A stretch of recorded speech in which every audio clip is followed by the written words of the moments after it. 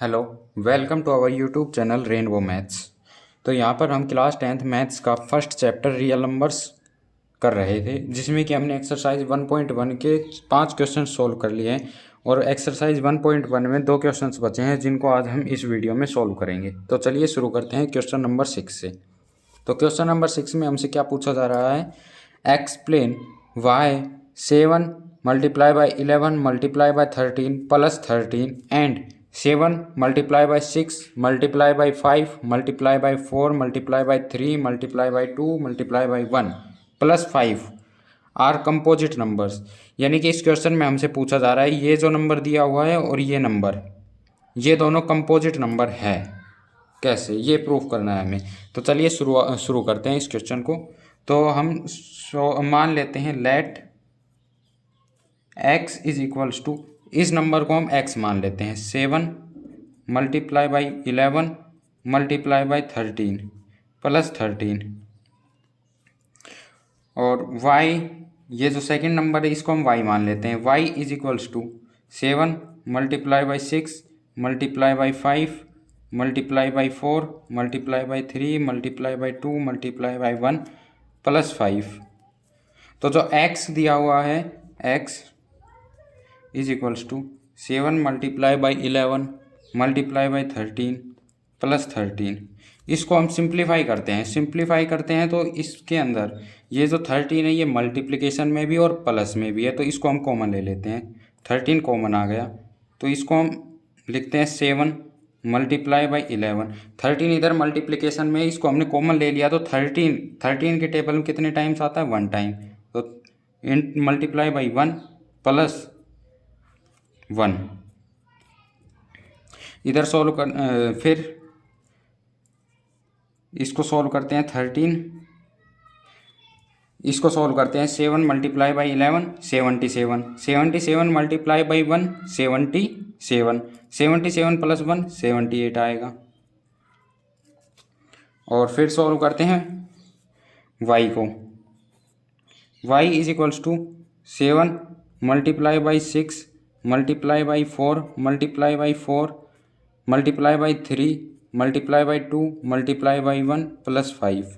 तो इसको सिंप्लीफाई करेंगे तो इसमें हमें कॉमन क्या मिल रहा है, 5 कॉमन मिल रहा है, तो 5 को कॉमन ले लेंगे, बाकी एज इट इज़ रहेगा। 7 मल्टीप्लाई बाई 6 मल्टीप्लाई बाई ये 5, ये कॉमन ले लिया तो 5 के टेबल में 5 कितने टाइम्स आता है, 1 टाइम, तो multiply by 1 multiply by 4 multiply by 3 multiply by 2 multiply by 1 plus इधर 5 है और 5 कॉमन ले लिया तो यहाँ पे 1 आएगा। तो चलिए इसको सोल्व करते हैं। 7 6 जा 42 42 मल्टीप्लाई बाई 4, इसको यहाँ पे रफ वर्क करके देखते हैं हम, नीचे रफ वर्क 42 क्या बचा था हमारे पास, 42 multiply by 4 multiply by 3 multiply by 2 multiply by 1।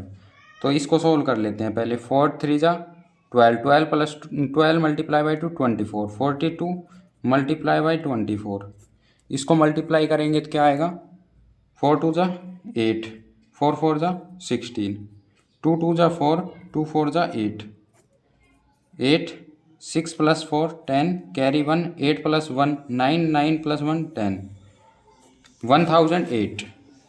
ये आया अपना मल्टीप्लाई करने पर 1008। ये प्लस में था 1, इसको एज इट इज़ लिख देते हैं। तो ये क्या आ गया 5, इनको ऐड करेंगे तो 1009। तो अब हम इनको सिंप्लीफाई करते हैं, इनके प्राइम फैक्टर्स निकालते हैं। प्राइम फैक्टर्स निकालने के लिए हम इधर रफ वर्क करके देखते हैं। 78 के प्राइम फैक्टर्स क्या आएंगे, इधर रफ वर्क करते हैं। 78 का रफ फैक्टर्स आएंगे 2 3 जा 6 2 9 जा 18 3 1 जा 3 3 3 जा 9 13 1 जा 13 और 109 के भी फैक्टर्स करते हैं, प्राइम फैक्टर्स। तो इसका प्राइम फैक्टर नहीं होगा, इसको एज इट इज़ रहने देते हैं।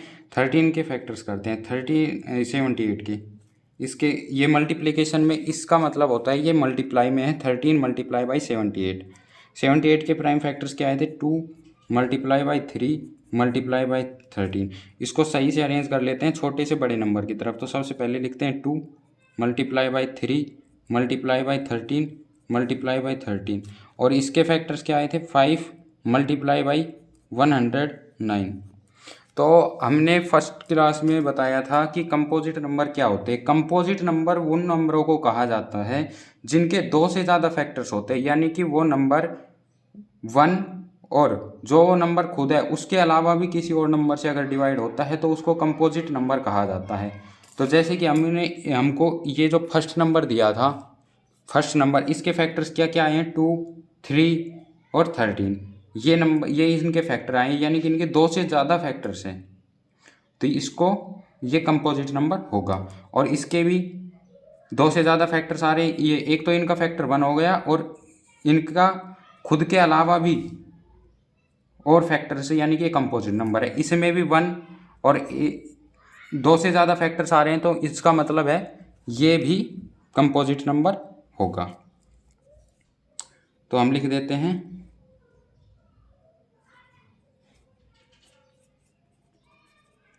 both x and y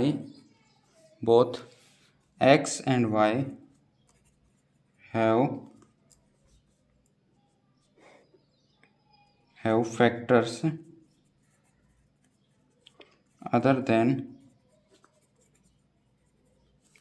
1 and itself, यानी कि जो x और y हमें दिया हुआ है उसके एक और खुद के अलावा भी और भी फैक्टर्स है।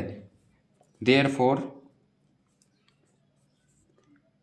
Both x and y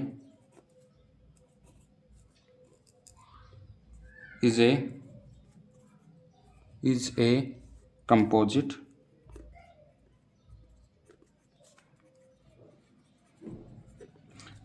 number, यानी कि x और y कंपोजिट नंबर हैं। तो आपको ये समझ में आया होगा।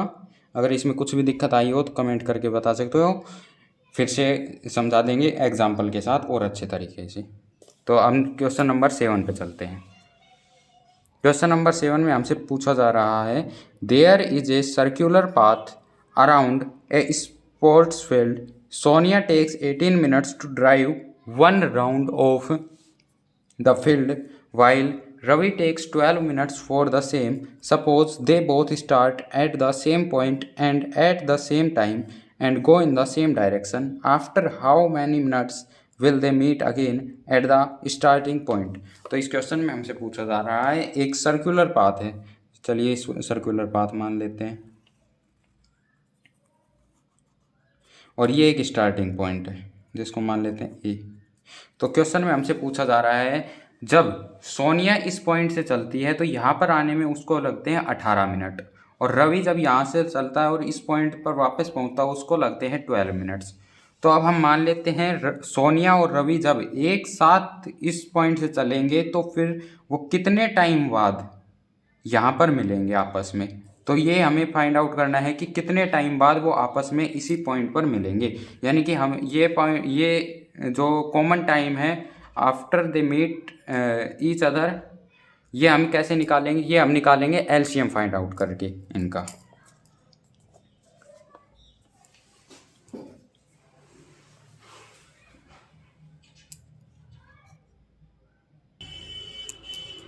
तो वो टाइम क्या होगा, the time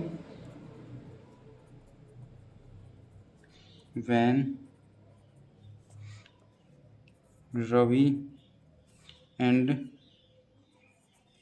Ravi and Sonia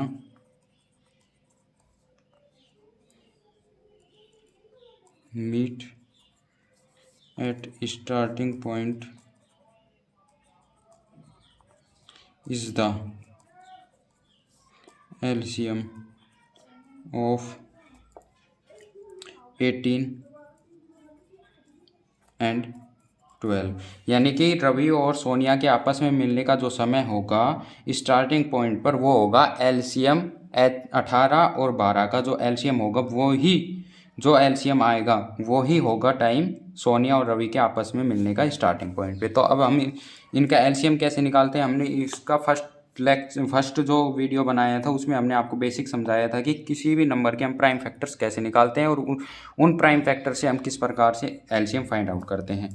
तो हम 12 और 18 के प्राइम फैक्टर्स निकालेंगे। तो चलिए इधर रफ वर्क करते हैं। रफ 12 के प्राइम फैक्टर्स क्या होंगे? 12 के होंगे 2 6 ज़ा 12, 2 3 ज़ा 6, 3 1 ज़ा 3। 18 के प्राइम फैक्टर्स क्या होंगे? 2 9 ज़ा 18, 3 3 ज़ा 9, 3 1 ज़ा 3।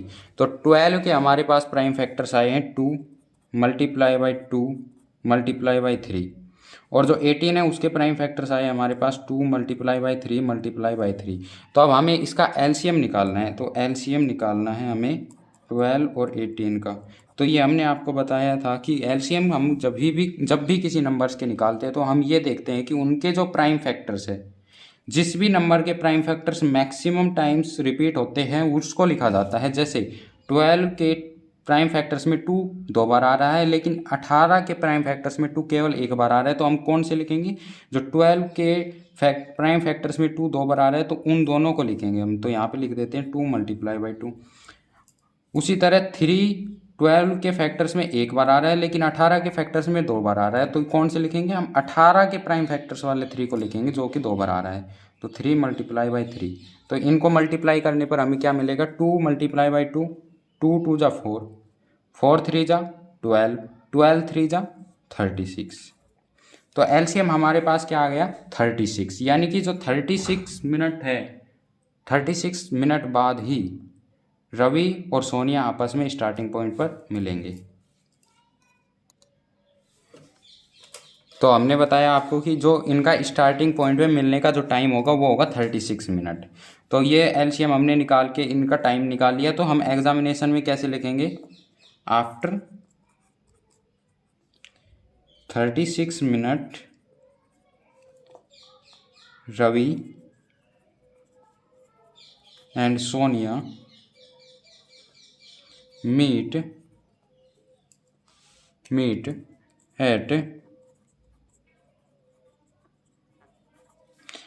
at a starting point।